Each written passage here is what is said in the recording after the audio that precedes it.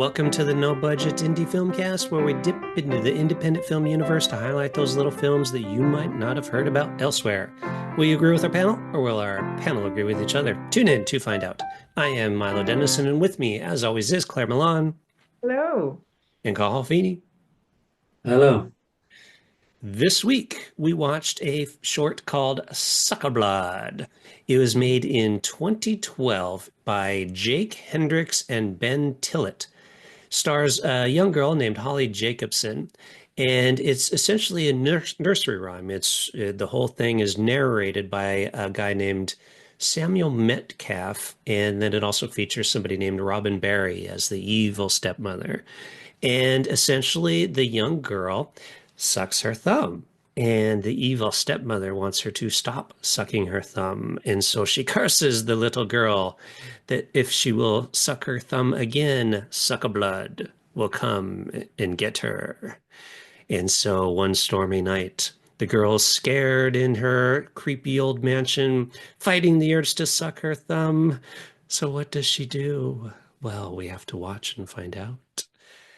What I like about this is it has this nice little bit of kind of a mix of animated special effects. I don't know if they do like silk screens or like if it's, I don't know, you can kind of see in Call's picture, like obviously that's not real, so I'm guessing that's some kind of stage setting stuff.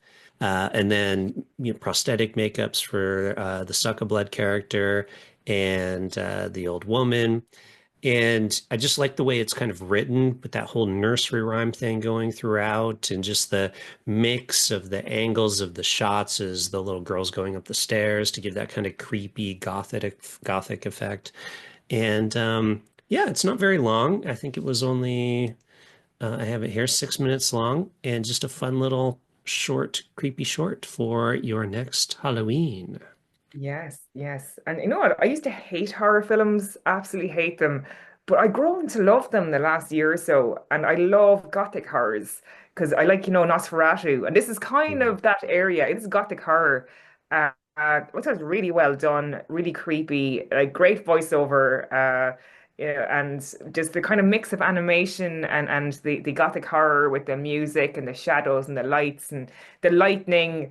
And a little girl, it's just it really works, and yeah, it's definitely one for Halloween or even outside Halloween to watch. But I thought it was very very well done, very atmospheric. Yeah, really really works. Really enjoyed it. Yep. Sorry, before we go to call, quick correction. Ben Tillett was the narrator. Samuel Oh, thanks. Metcalf played the Great stepmother. voice. I mean, because it could make or break this thing if the wrong voiceover, Yeah, like yeah, so because many an it's audiobook has been destroyed by the wrong voiceover. totally. All right, call. Yeah, I imagine sort of Vincent Price narrating this as well. Yeah, as you guys said, like it was just really, really well done. It was almost like they had a recipe for a gothic horror child's fairy tale, and they produced a Michelin star meal. So yeah, as you say, it was the photography, the coloring, everything. Um, and as I've said multiple times, I'm not a big fan of her, but like this is it's really much more artistic than anything else, with the rhythm of it, with the poetry and everything like that. And yeah, it was just very, very good. Yeah. Yeah, I originally I found there was an animated kind, so basically I saw the storyboards that they did for this. And I think they use like Adobe After Effects or something like that to do the storyboards. And so I saw the storyboards and was like, ooh, and then went and looked up the film. If you can find the storyboards, because I think they're out there somewhere too, like they did it as a video as well, it's also really good and worth watching. So which says something about this.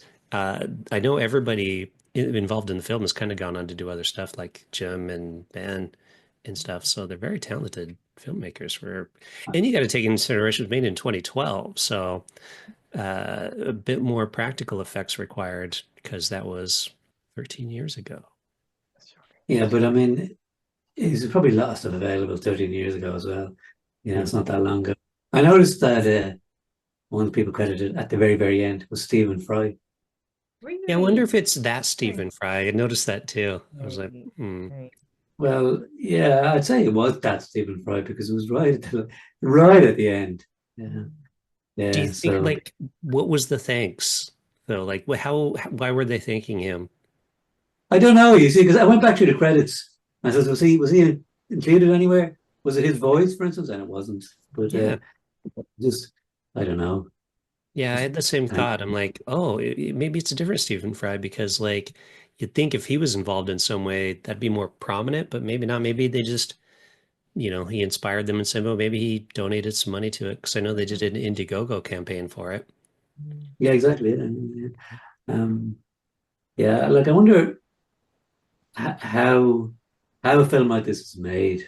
Like what, as you say, what kind of uh, software would they use, or what kind of how do they achieve these effects? And how do they combine it then with the sort of real life uh, acting and like that those rooms, for instance, and the bed and everything like that.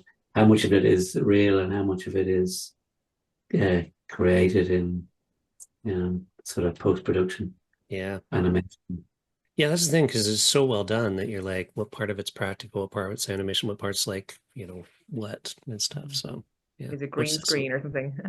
yeah, totally too. Like how much of it was green screened. Mm, Mm. yeah. Yeah. So yeah, good job on the filmmakers.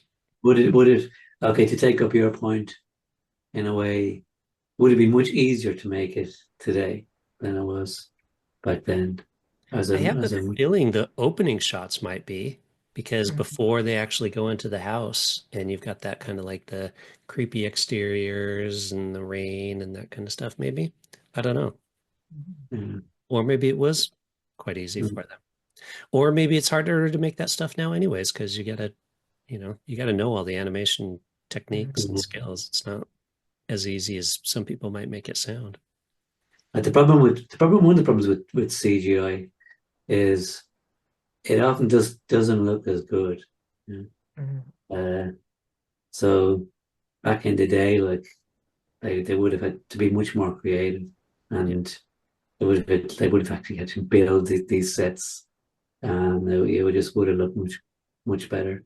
Um, I know it's not. I know it's not exactly gothic horror, like, but I just thinking of Ben Hur, for instance, that chariot scene. They actually Oh, when they're in the racing around. chariot race, yeah, Mhm.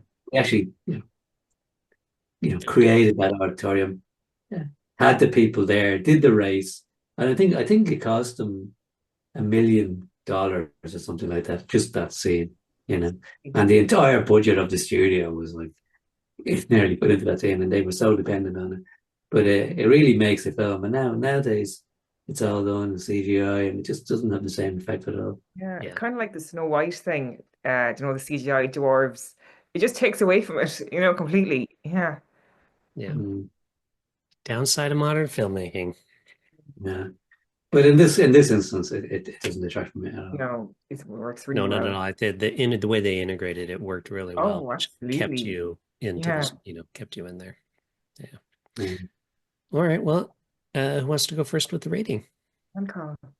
okay. Well, there's not much to say about this. It was just a really, really good, and it wasn't as if they, well, you have to give them extra kudos as well for coming up with the story, if you want to call it that. They didn't just adopt some sort of old Edgar Allan Poe sort of thing.